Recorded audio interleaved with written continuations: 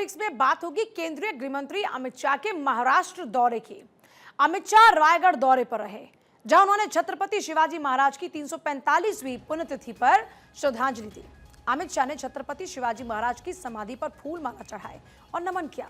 इसके बाद अमित शाह ने कहा कि शिवाजी को महाराष्ट्र तक सीमित मत रखिए, उनकी विरासत पूरे देश के लिए प्रेरणा का स्रोत है। अमित शाह ने कहा कि औरंगजेब खुद को आलमगीर कहता था, लेकिन वो महाराष्ट्र में पराजित हुआ और यहीं पर उसकी समाधि बनी। अमित शाह ने कहा कि जब छत्रपति शिवाजी महाराज का जन्म हुआ तब पूरा देश अंधकार में था।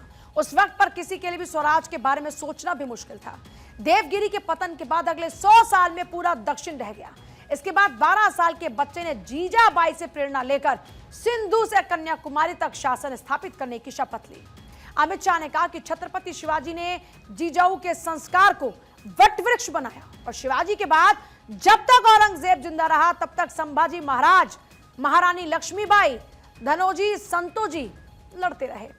अब सवाल यह है कि महाराष्ट्र में शिवाजी आखिरकार इतने अहम क्यों हैं? तो पूरे महाराष्ट्र में शिवाजी को आस्था के रूप में देखा जाता है। खास तौर पर कोंकण, मराठवाड़ा और पश्चिम महाराष्ट्र की बात करते हैं तो वहां पर शिवाजी को मानने वालों की तादाद काफी ज्यादा है।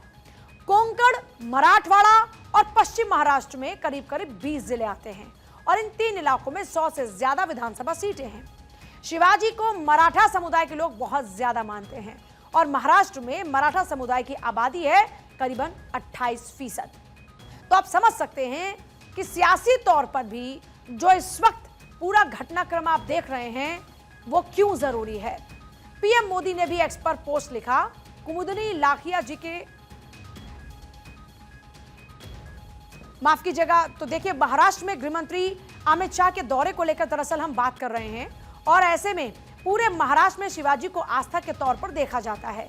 महाराष्ट्र में शिवाजी कितने अहम हैं ये आप कुछ आंकड़ों के जरिए समझ सकते हैं कि कोंकण, मराठवाड़ा की अगर बात करते हैं, पश्चिम महाराष्ट्र की बात करते हैं, दरअसल ये वो 20 जिले हैं जहां पर 100 से ज्यादा विधानसभा सीटें आती हैं और यहां पर शिवाजी महाराज को मानने वालों की जो तादाद है वो काफी ज्यादा है। लगभग ये मानकर चलिए कि अगर मराठाओं की बात करते हैं तो ये जो आबादी है पूरे महाराष्ट्र में करीबन 28% है और पूरे महाराष्ट्र में शिवाजी को आस्था के तौर पर देखा जाता है। 19 फरवरी 1630 को पुणे के शिवनेरी दुर्ग में उनका जन्म हुआ था और शिवाजी का पूरा नाम था शिवाजी राजे भोसले। मराठा साम्राज्य के वो संस्थापक थे।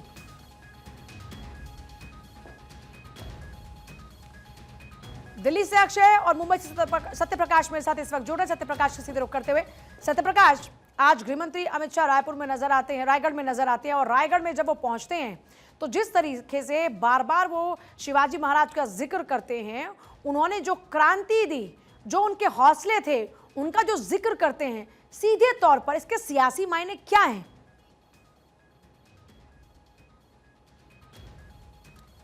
सत्यप्रकाश, आप सुन पा रहे हैं क्या? महाराष्ट्र में शिवाजी कितने अहम है सत्यप्रकाश, ये तो दर्शकों को बता ही चुके हैं, लेकिन मौजूदा स्थिति में अमित शाह का वहां पर जाना और बार बार शिवाजी महाराज का जिक्र करना और सबसे बड़ी बात उनका ये कहना कि सिर्फ महाराष्ट्र के दायरे में उनको नहीं बांधकर रखा जा सकता है, उनकी पहुंच पूरे देश भर में है, ये इसका विस्तार बहुत ज्यादा है, इसके क्या मायने हैं?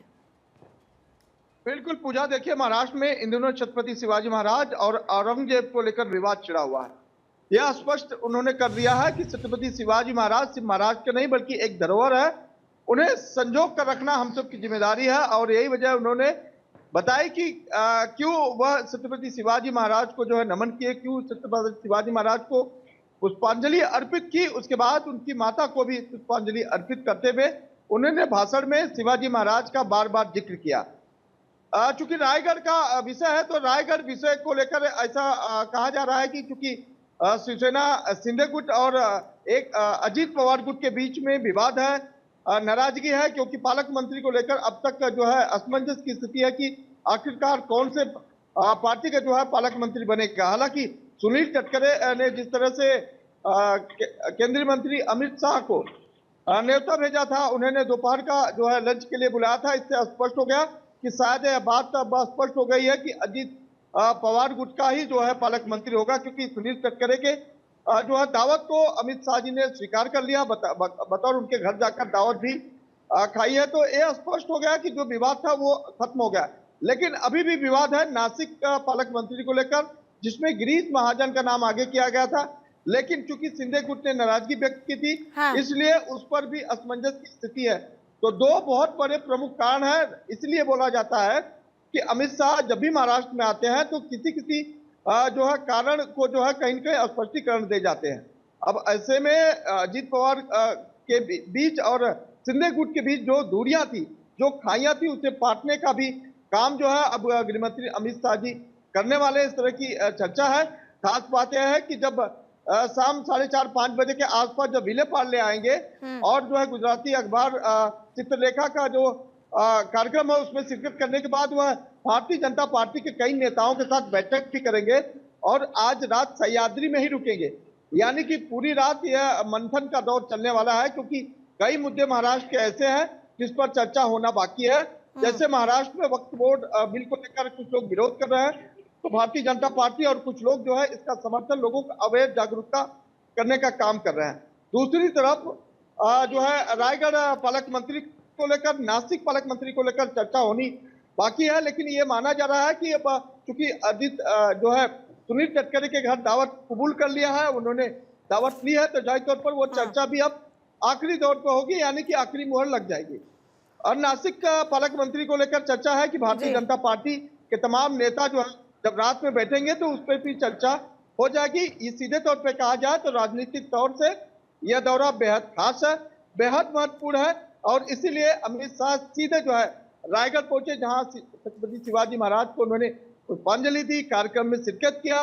कार्यक्रम के दौरान उन्होंने भाषण भी दिया और भाषण के दौरान बार बार वह शिवाजी महाराज का जिक्र करते रहे कि किस तरह से शिवाजी महाराज को हम जो है एक धरोहर के तौर पर संभालने और संजोने में जुटे।